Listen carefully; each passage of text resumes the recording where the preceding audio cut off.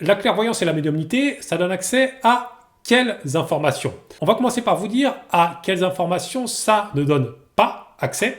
Et ensuite, on va vous dire ce qu'on peut savoir grâce à la clairvoyance et grâce à la médiumnité. La clairvoyance et la médiumnité ne vous permettront pas de connaître le futur. C'est pas fait pour faire des prédictions, tout simplement parce qu'on ne peut pas connaître le futur. Si je vous dis quel est votre futur, eh ben vous pouvez faire en sorte que ça n'arrive pas. La construction du futur, c'est complexe, ça dépend d'un grand nombre d'éléments qui peuvent changer et c'est pour ça qu'on ne peut pas faire de prédiction grâce à ça. Ce qu'on ne peut pas savoir non plus, c'est des détails intimes sur une personne, que ce soit ses pensées, que ce soit la couleur de son caleçon. Est-ce que quelqu'un est intéressé par vous? Est-ce que votre conjoint ou conjointe vous a trompé? Vous voyez, tout ça, vous ne pouvez pas le savoir. Et d'ailleurs, ça serait un abaissement des dons médiumniques. Ça ne s'utilise pas comme ça. Autre chose qu'on ne peut pas savoir, ce sont des choses qu'on n'est pas censé savoir pour notre bien. Parce que, par exemple, on a besoin de vivre certaines expériences, de découvrir certaines choses,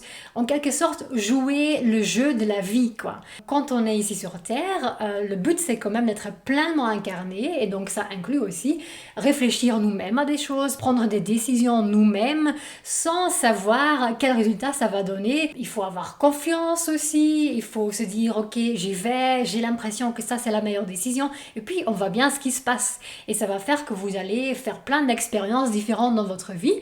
Donc peut-être que certaines choses vont pas bien se passer, par exemple un travail, mais vous allez comprendre quelque chose grâce à cette expérience, que en fait oui non, je dois pas aller dans cette direction-là, mais dans l'autre. Tout savoir, ça nous volerait en fait de notre expérience de vie d'un être pleinement incarné. Ce que vous pourrez aussi pas savoir, c'est des questions pour lesquelles vous êtes impliqué personnellement.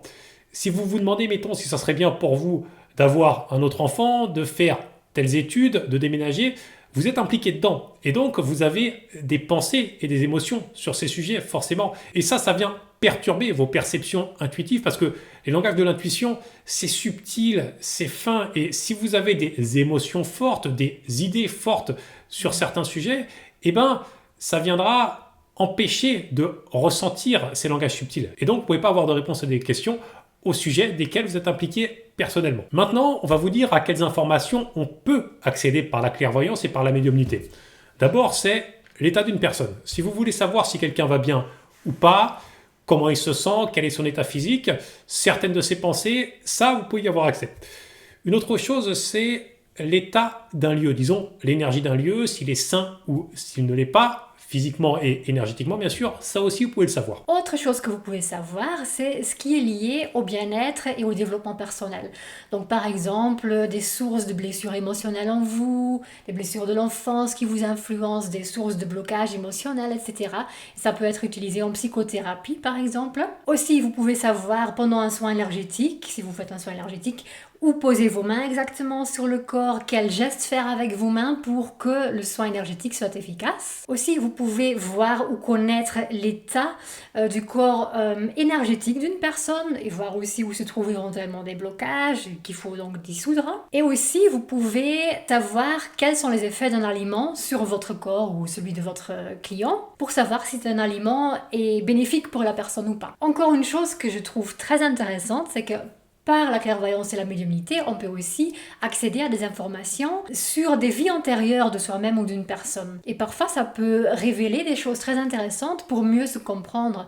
Par exemple, on peut avoir des visions qu'on était une femme médecine qui guérissait des gens avec des plantes dans une vie passée. On peut savoir que c'est important pour son âme, ce genre de choses, le thème de guérir les autres, aider les autres, ou les plantes, les fleurs, des choses comme ça. Et ça explique donc pourquoi on a certains penchants dans la vie actuelle, ou ça peut aussi vouloir dire qu'on a carrément un truc professionnel à faire avec ça. Et ce qui est un peu lié à ça, c'est qu'on peut aussi avoir des informations sur son âme. Qui est son âme? Qu'est-ce qui est important pour cette âme? Les thèmes qui sont liés à cette âme, et ça peut nous révéler des choses qu'on a à faire dans cette vie. Une autre chose qu'on peut faire par clairvoyance et par médiumnité, c'est communiquer avec des animaux et aussi avec des personnes qui ne peuvent pas parler. Que ce soit des personnes qui sont en situation de handicap mental, en situation de démence, dans le coma, elles peuvent en fait échanger avec nous. On peut savoir quelles sont leurs envies, quels sont leurs besoins, pourquoi même elles se trouvent dans cette situation, leurs raisons d'âme, ce qu'elles ont peur de faire, ce qu'elles auraient envie de faire dès qu'elle le pourrait de nouveau. Et avec les animaux, c'est pareil. Est-ce qu'ils ont certains besoins? Qu'est-ce qu'ils ressentent?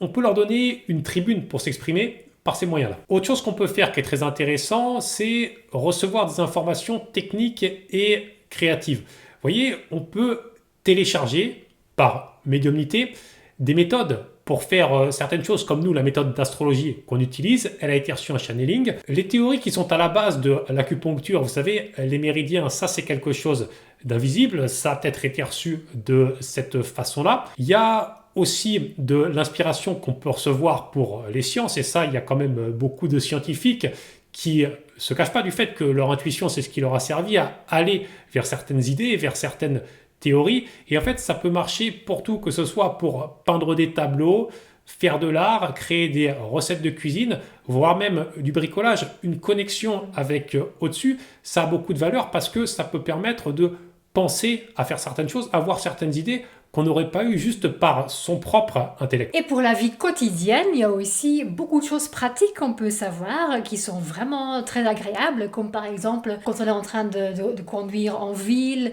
on cherche une place de parking, on peut savoir par son intuition, ah oui, je vais aller voir là, et hop, on trouve une place de parking, ou quand on roule, savoir par quel trajet aller pour éviter des embouteillages, des choses comme ça. Ce qui peut arriver aussi, c'est de savoir quel ami contacter pour aller faire une activité précise, parce que en fait cette personne elle a envie de faire ça et elle est libre à ce moment-là, donc ça peut quand même gagner pas mal de temps et rendre la vie plus facile, plus fluide et plus intéressante. Et ben voilà, maintenant vous savez ce à quoi on peut avoir accès, ce à quoi on ne peut pas avoir accès grâce à la clairvoyance et la médiumnité, et comme vous avez pu le comprendre, c'est quand même sacrément utile. On vous remercie pour votre attention.